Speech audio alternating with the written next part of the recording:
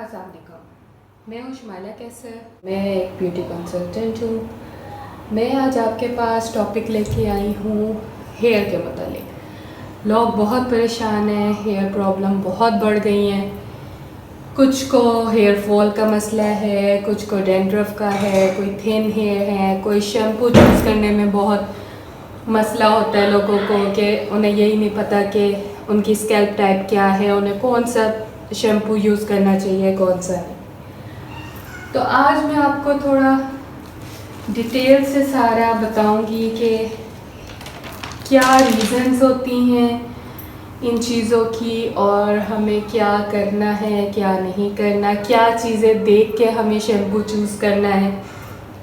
तो हमारा आज का जो एजेंडा होगा वो है व्हाट इज़ हेयर फॉल, ठीक है, कॉज क्या है हेयर फॉल का, ट्रीटमेंट क्या है हेयर लॉस की, क्या चीज़ें हमें अवॉइड करनी हैं, कौन से फूड हमें हेल्प करेंगे जिससे हमारे हेयर ग्रोथ अच्छी हो।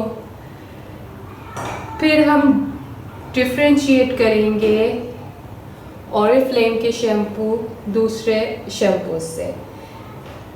फिर ट्रीटमेंट ऑरिफ्लेम के मुताबिक जो होगी वो मैं आपके साथ शेयर करूँगी। तो सबसे पहले तो हम कॉज की तरफ आते हैं कि हमारी हेयर लॉस की कॉज क्या है।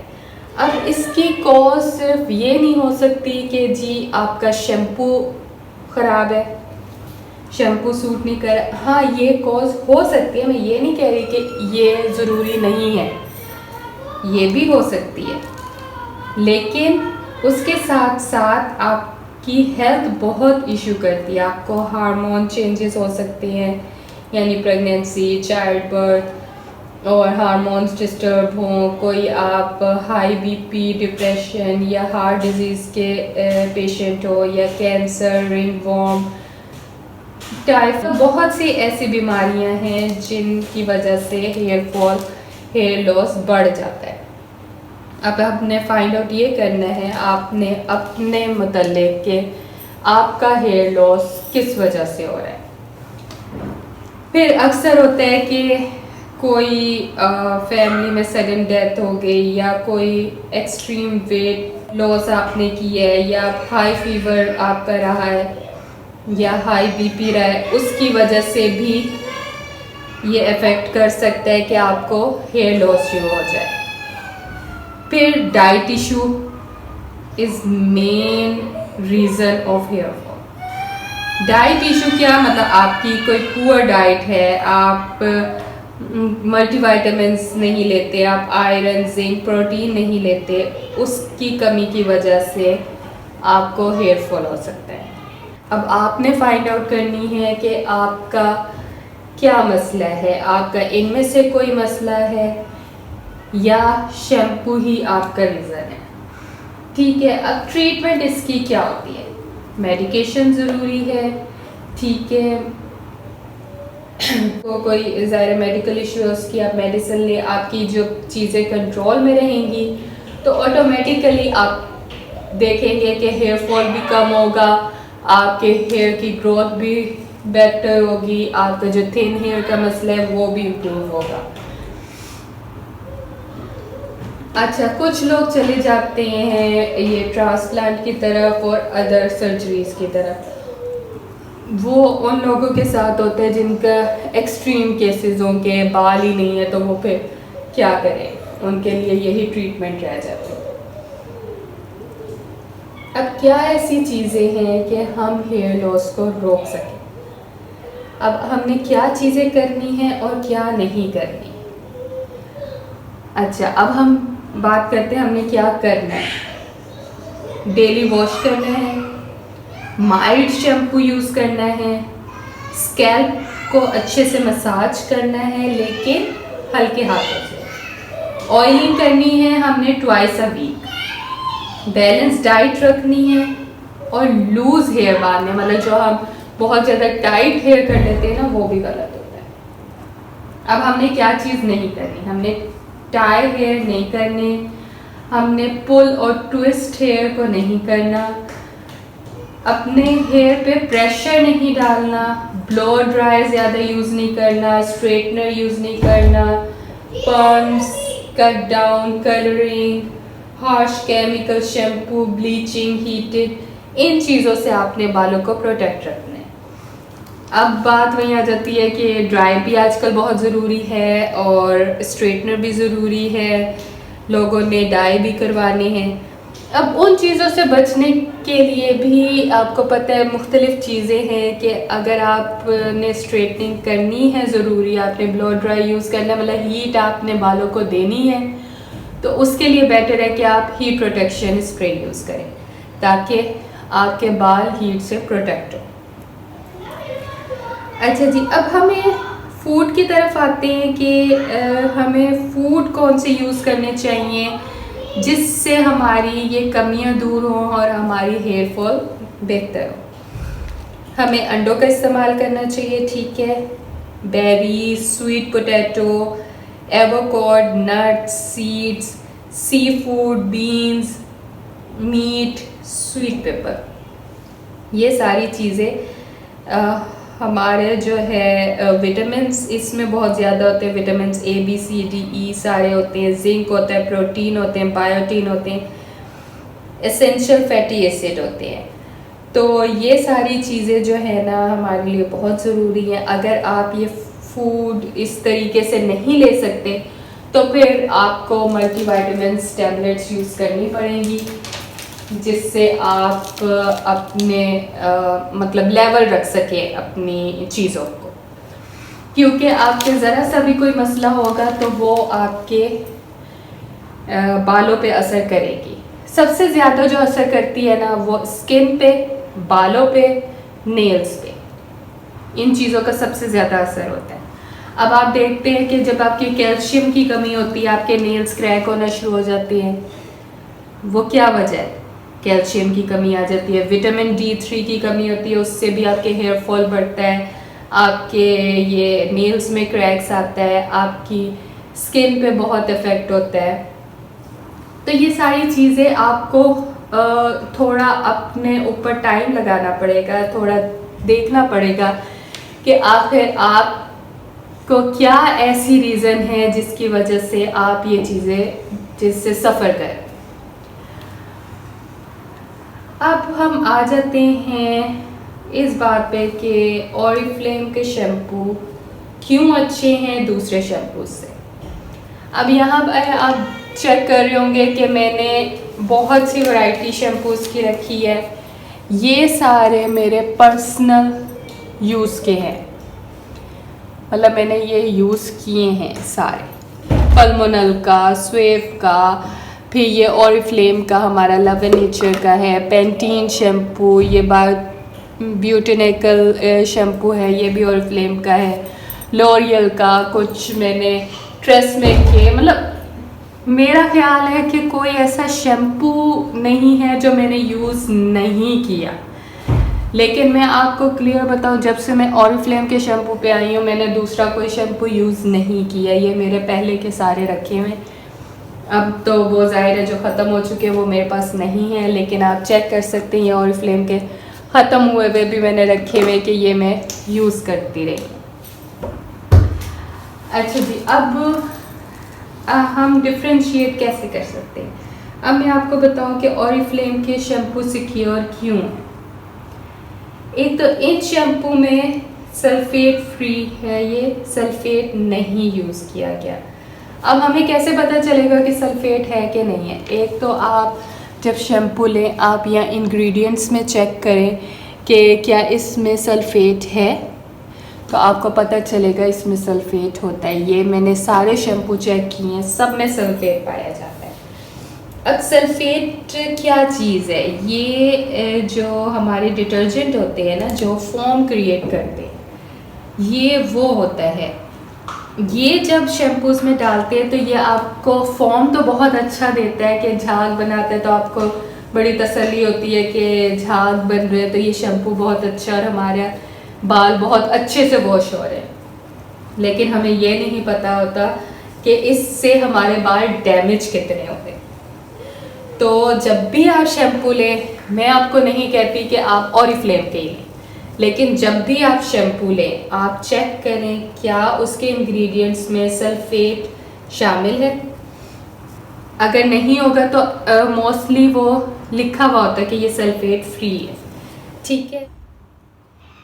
अच्छा जी, अब शैम्पू में सोडियम यूरिक सल्फेट पाया जाता है जो सल्फर की एक टाइप है, ये SLS भी लिखा जाता है, ठीक है। इसका एडवांटेज क्या है कि ये हमारी स्कैल्प में जो डर्ट होती है उसको अच्छे से रिमूव करता है।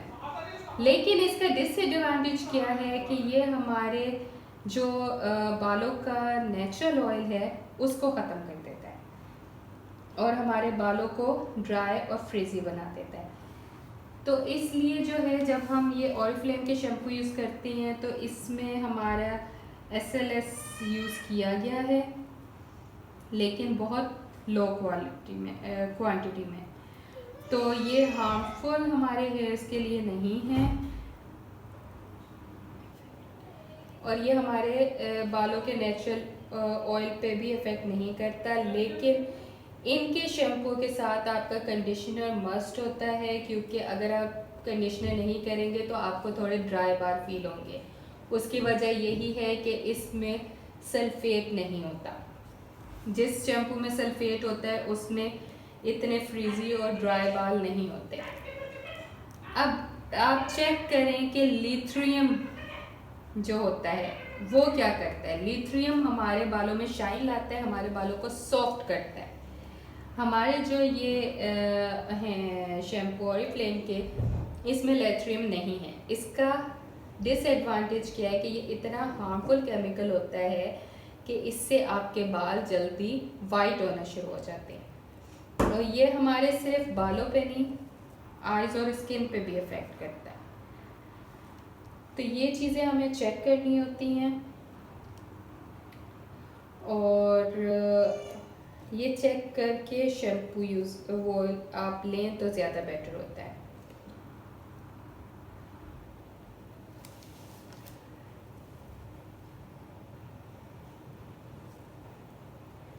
अब ऑरिफ्लेम में जब ये शैम्पू में ये चीज़ें नहीं होती ना, इसकी वजह से जाहिर सी बात है बाल थोड़े ड्राई फील होंगे, तो आप कंडीशनर यूज़ कर लें या हेयर मास्क आप यूज़ कर लें।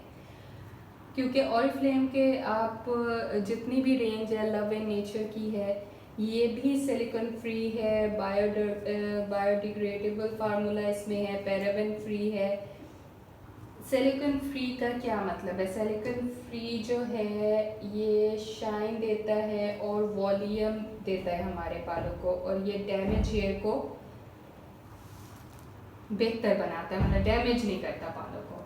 और बायोडिग्रेडेबल फार्मूला मतलब ये जो हमारा वेस्टेज जाता है वाटर मटेरियल, जो हम बाल धोते हैं और पानी हमारा जाता है नालियों में, इसमें कोई भी ऐसा हार्मफुल केमिकल नहीं होता जो हमारी फिशेस या हमारे जो सी एनिमल्स होते हैं उन पे हार्म कुछ करे।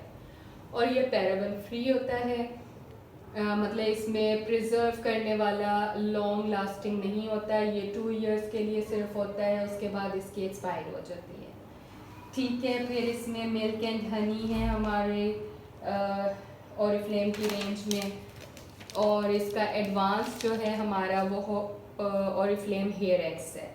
हेयर एक्स की अभी हमारी ये न्यू रेंज आई है, ये एंटी हेयर फॉल के लिए स्पेशली आई है। तो मैं आपको तकरीबन सारी चीज़ें एक्सप्लेन कर चुकी हूँ। अब आपको थोड़ा ये आइडिया हो गया होगा कि हेयर का हमारा ताल्लुक़ हमारी पूरी बॉडी से होता है। अगर हमारी हेल्थ अच्छी नहीं है, हमें कोई फ़िज़िकल प्रॉब्लम है, हमें कोई स्ट्रेस है, हमारी डाइट इशू है, हमारे जो न्यूट्रिएंट्स हैं उनमें कोई कमी बेशी है, तो उसका सारा इफ़ेक्ट हमारे बालों पर पड़ता है। कोई हमें हाई बीपी का या हाई फीवर का मसला है, या कोई भी ऐसी चीज़ जो आपकी बॉडी को रिएक्ट करे, उसका सबसे ज़्यादा असर आपके बालों पे पड़ता है। तो और जहाँ तक शैम्पू का ताल्लुक़ है, तो शैम्पू आप अपने स्कैल्प टाइप के हिसाब से चूज़ करें। तो आपके बाल सही रहेंगे। अब स्कैल्प टाइप के लिए मैं एक अलग सेशन लूँगी जिसमें मैं आपको शैम्पू कैसे यूज़ करना है, कंडीशनर क्यों ज़रूरी है, इस हेयर मास्क होता है वो क्यों ज़रूरी है, वो सारी चीज़ें मैं आपको नेक्स्ट सेशन में बताऊँगी। अच्छा, कुछ लोगों के क्वेश्चन थे कि हेयर फॉल का तो मैंने आपको सारा बता दिया है, और ओरिफ्लेम में एक ये हेयर फॉल की नई रेंज आई है जो कि बहुत ज़्यादा इफ़ेक्टिव है, लेकिन ये अगर आप पूरा सेट लें तो ज़्यादा इफ़ेक्टिव है। इसका ये शैम्पू है, साथ ये कंडीशनर है और ये एम्पलीफायर है, और ये हेयर टॉनिक है, स्कैल्प टॉनिक। ठीक है, ये अगर आप चारों चीज़ें यूज़ करेंगे तो आपको बहुत जल्दी रिज़ल्ट मिलेगा। लेकिन मैं फ़िलहाल ये 2 चीज़ें यूज़ कर रही हूँ, एम्पलीफायर और टॉनिक, और शैम्पू मैं दूसरा यूज़ करती हूँ। है वो ओरिफ्लेम का ही, लेकिन हेयर एक्स का नहीं है, ब्यूटेनिकल का है। तो मेरे हेयर फॉल में बहुत ज़्यादा कमी आई है।